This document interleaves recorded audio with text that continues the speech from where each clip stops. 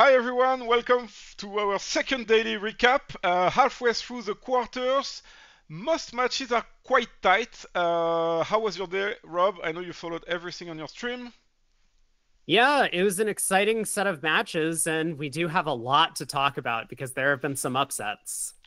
Let's go Belgium! Belgium has impressed. They had a huge session against Italy just now to finally take the lead by 14 imps. Yeah, I was thinking about that match, and I think the Italians are overall maybe more technical players, but the Belgium are really the type of players that can, I don't know how to say that in English, but make the match a big mess, like putting you in out of your comfort zone, and you're gonna have to deal with that. And I think that's what they need to keep doing until the end, and not start being scared if they want to have a shot at this. Yeah, absolutely. I mean, their system allows them a lot of swings just in the auctions themselves, and they have been strong technical players, both as defenders and as declarers. So I think they have a real chance. Yeah, their card play is amazing. There was one board that we discussed, maybe talking about from that match. So let's have a look at it. It was board 24, where I think the Italians made a great defense. Do you want to run us through it? Yeah, absolutely. So East West had an involved auction to get all the way up to 6 clubs, and North on opening lead led the Doubleton 8 of spades. So first off, South did very well to not put up the Queen of Spades on this trick, blocking the spade suit. Declarer had to win the 10 in hand, and now didn't have an entry in spades to the East hand. Then Declare took a club finesse at trick two. It seems like a pretty natural play, trying to pick off the trumps for no losers. South won, and South found the only defense, switching to the singleton diamond into that ace, king, jack, and dummy, cutting communication, and Declare had no chance to make the contract from here. Yes, and that's really well played because continuing with the heart seems so intuitive. You put pressure. Is he going to have to decide between the heart finesse or the diamond finesse? You really need to see what's going to happen in order to find that defense, which I think you highlighted with the non-play of the Queen of Spades was probably already on his radar. So I think that's an amazing play, especially given that it's at the end of the day, last quarter, very tight match after a week of play now, so really well done. Yeah, that was very well done. It was Andrea Mano for Italy, who was sitting south, that found that defense. Yeah, so well done, but that's not enough to lead against Belgium so far. So Belgium has a slight lead, 14 hips, nothing like one big game swings, but they would have signed to be there at halftime, I'm sure, beginning of the day. And if we look at the other matches, USA 1 England, USA 1 is 30 teams ahead, which is a significant lead, but it's not over yet. No, absolutely not. England has actually won both of the last 2 segments. If not for a strong showing in the second set today, USA 1 might not even be leading this match. So a lot of work to do for them tomorrow. Have you followed any segments from that match? I think you did. Yeah, I watched the first segment of the day, USA 1 up against England, I believe. And there was a lot of back and forth, a couple of mistakes on either side. So the players are getting a little bit tired. This is day 7 of the event right now, but still quite strong play overall from both teams, and either team could win. Yep, so we'll follow that tomorrow. And the last two are the tightest matches. With the first one, Sweden is still tight, which to me is like I said, I really thought I really think that Switzerland is a heavy favorite, but the Swedes are fighting hard and strong. Yeah, for sure. Many would have considered Switzerland a big favorite coming in. And of course, they managed to lock in that 4th place slot after the round robin with a big win over Argentina in the final round. But they have looked a little bit shaky throughout the tournament, and Sweden really hungry to get a win here. So yes, let's see if they can do it. And as you mentioned yesterday, Sweden is the only team with a lady in their team, and it would be in a way great to see her in the semi-final. So good luck to both teams for tomorrow. And finally, the one we were maybe the most surprised. We mentioned it about the choice. Lots of so Denmark was second of the round robin, and they picked USA 2 when they could have picked England. Many would have picked England. They picked USA 2, and so far it's paying off. It's far from over, but Well, they've performed quite well. They've won 3 of the 4 segments so far. USA 2 has a very strong front 4 during the 3rd and 4th segments of the day, but Denmark has proved that they can play up against them during that 3rd and 4th set. So a 20-imp lead for the home country, and Denmark is hoping to take this on to a medal position. Yeah, what I can tell you about Denmark, I mean, I've played against these guys quite a lot. They're not gonna lose by themselves. They're gonna make you win. They're very solid. They will never. It's not the time of the Mediterranean countries. They can lose the match by themselves. They can get very heated, start making mistakes, tilt basically. With Denmark, it's not gonna happen. They're gonna play very solid until the end. And if you want to beat them, you're gonna have to play well. They might not be the very creme de la creme, except for Dennis Bilder, of course, but they will always play at a very high standard, and it's going to be tough for USA too.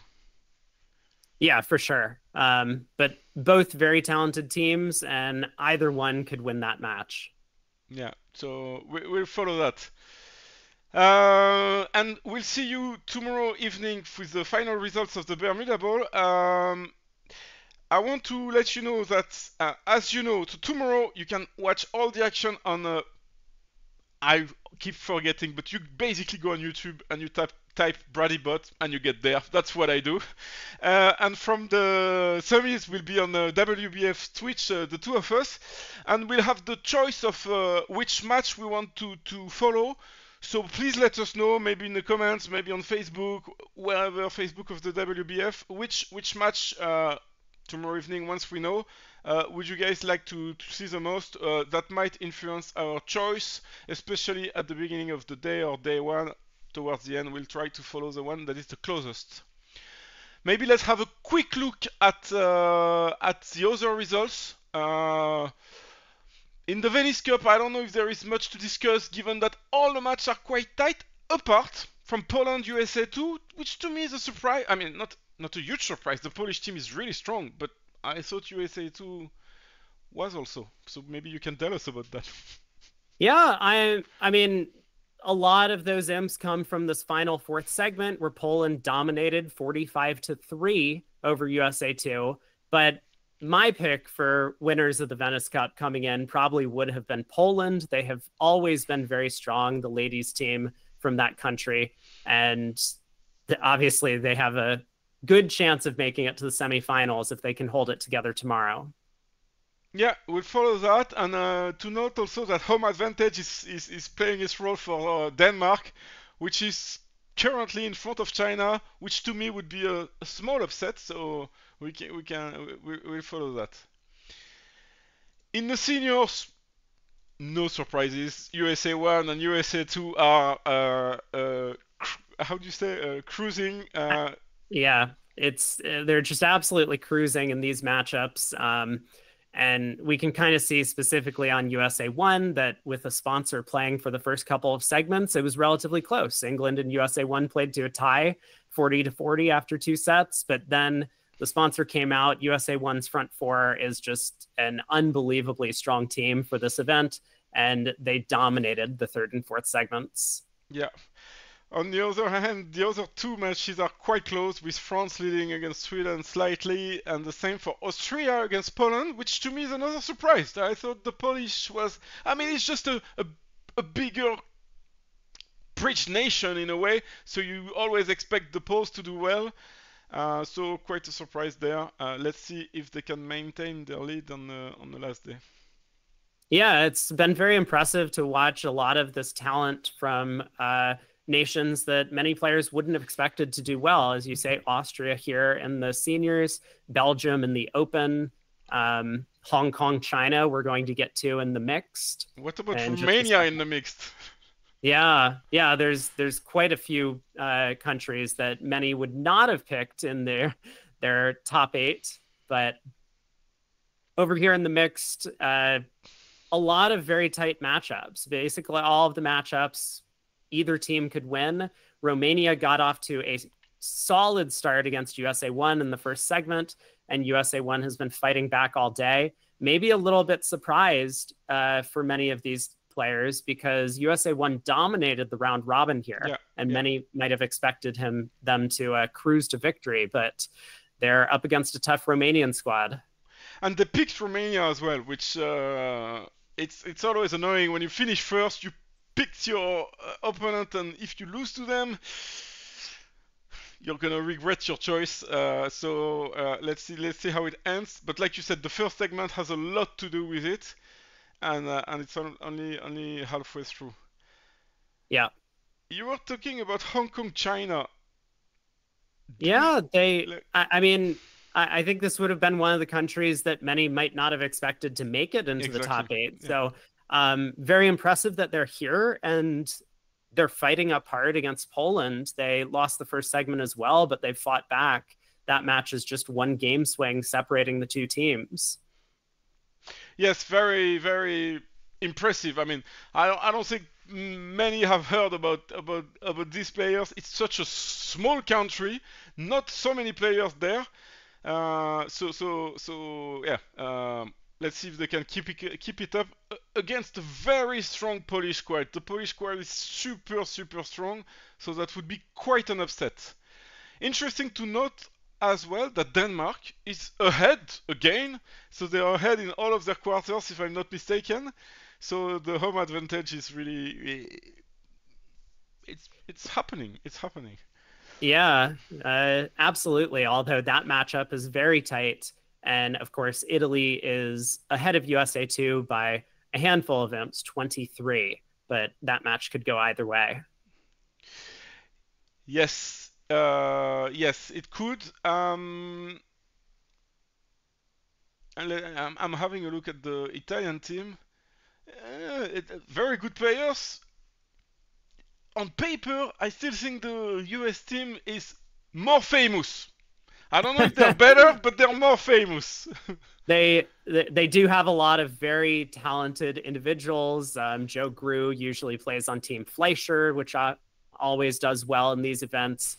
Shan Wong and Kevin Dwyer-Brimstedt were on the same team with John Kraniak and Vince DeMoy, who are on USA 1 currently, that almost won their trip to the Bermuda Bowl this year. So a talented roster of male players. Cecilia Dwyer-Brimstedt, of course, would be on a short list of many players' expectations for best female player in the world. And her sister, Sandra, has been a staple of American bridge for quite some time. But of course, they came from Sweden originally. I mean, their brothers are playing in for Sweden in the open team. So Rimstedt is one of the biggest bridge families. It might be the biggest. I think it is actually at the moment. You've got quite a few builders. You've got the Rosenbergs. You've got the Bessis in France. But I think the Rimstedt is the strongest family powerhouse. Absolutely. All four of them are just international superstars and have been for many years. Okay, and that's a wrap for today. I'll see you tomorrow for the recap after the quarters, and then the next 4 days will be together commentating the final days of the World Championship. This is really the most prestigious event in a bridge world. Maybe I have one last question for you to conclude. I've always heard that in the Bermuda Bowl, the quality of the play towards the end tends to not be as good as the beginning because player gets tired. Do you think this will play a big role, especially in the Bermuda Bowl, which we are going to mainly follow? That is something that I hear often as well, and I think it just varies from player to player. there are some players who have a ton of international experience that just don't seem to have an issue with stamina at the end of these events. I mean, I'm thinking specifically Alfredo Versace for Italy. I know that they're in a tough fight up against Belgium, but I watched him play in the finals against Poland in the World Championships last year. And he was one of the most impressive players on the very final day of play. He was still counting out everything on the hands. He was always taking every single trick, playing for over tricks. And I think that some players like him are just really able to hold it together through the end of these events. But yeah, I think in general, stamina does play a factor, and you got to pace yourself for these longer matchups. Yes, and which Italy could do with their easy ride in a way in the round robin. So let's follow that. It will be quite interesting, especially tomorrow. Like I really, all of you guys, you should join.